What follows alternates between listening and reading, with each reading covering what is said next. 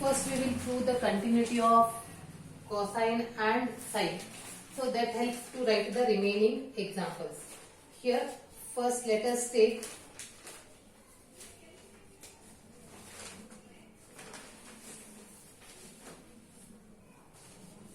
start with. It has to be proved first that g of x is equal to sin x and h of x is equal to cos x. That is nothing but cosine. Cos x are continuous functions. Understood? First I will prove that these two are continuous, then remaining are related with each other. So that we will prove next. First I will start with sine. Watch this part carefully and make a notes.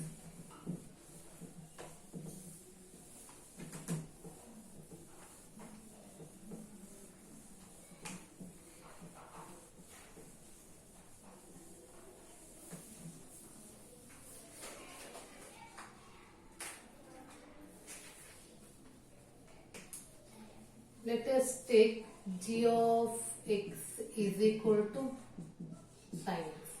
Correct?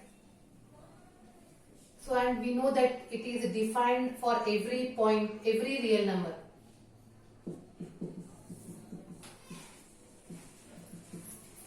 It is defined for every real number. So, because it is defined for every real number, let us take C as a real number. Let C be a real number.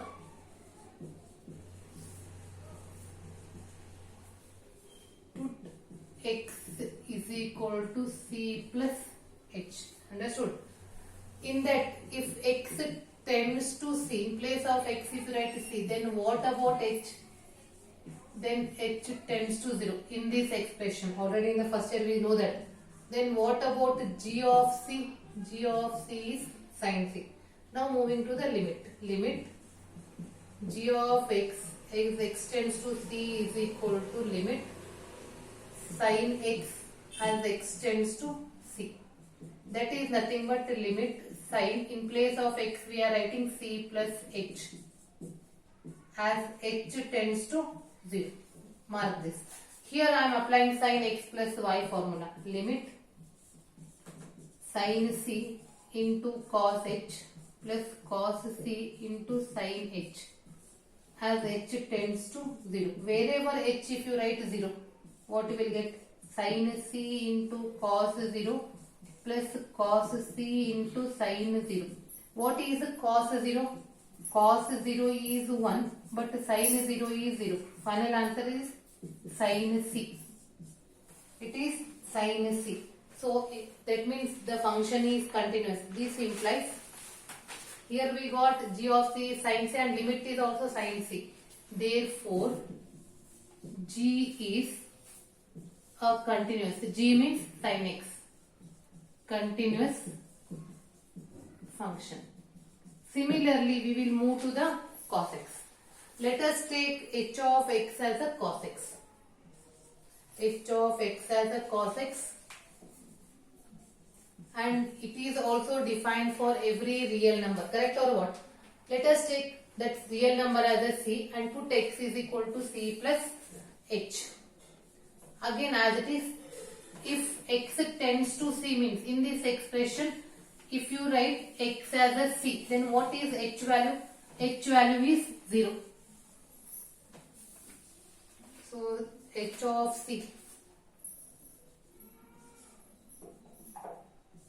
h of c is cos c, and here cos x as x tends to c. That is nothing but limit cos c plus h as h tends to c. Cos x plus y formula. Limit in the bracket cos c into cos h plus sin c into sin h. as h tends to 0. Wherever h is there, write down 0.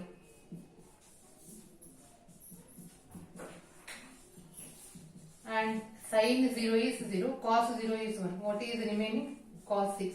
Here we got cos, here also we got cos 6. That is limit h of x as x tends to c is equal to h of c. Therefore, h of x is equal to cos x is continuous. Is continuous function. So we proved that sin x and cos x both are continuous at any real number c. Now we are moving to the next trigonometric terms one by one.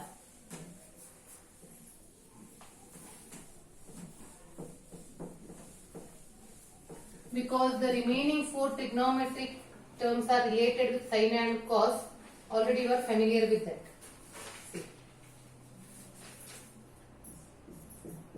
It can be concluded that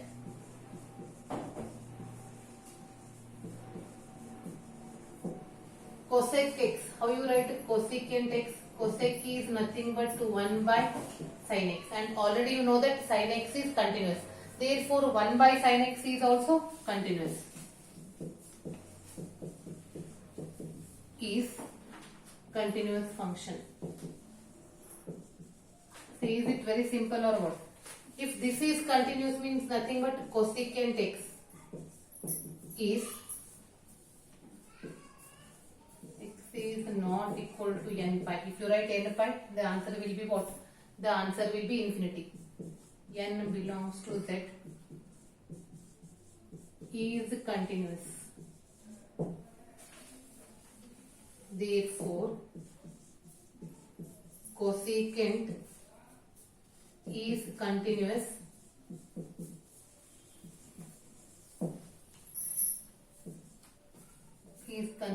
function. Understood? Except at x is equal to n, except at x is equal to n pi or np, whatever. Next, secant x, how you write? 1 by cos x, where cos x is not equal to 0. Is continuous.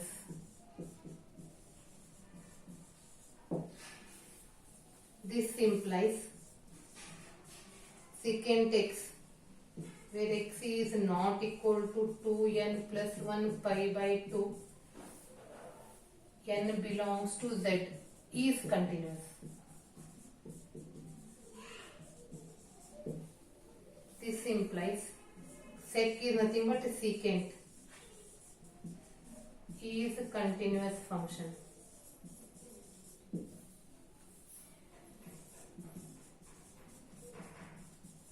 Except, that means other than these values. If you write these values, it will get the infinity. That's why it is not continuous at that value. Except that x is equal to 2n plus 1 pi by 2. Then how you write cotangent?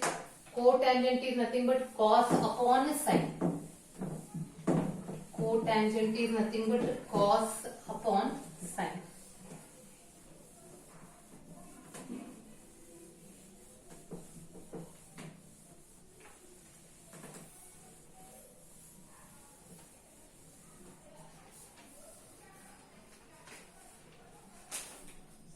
That is cot x is nothing but cos x upon sin x, and it is known that sin x is not equal to 0 is continuous.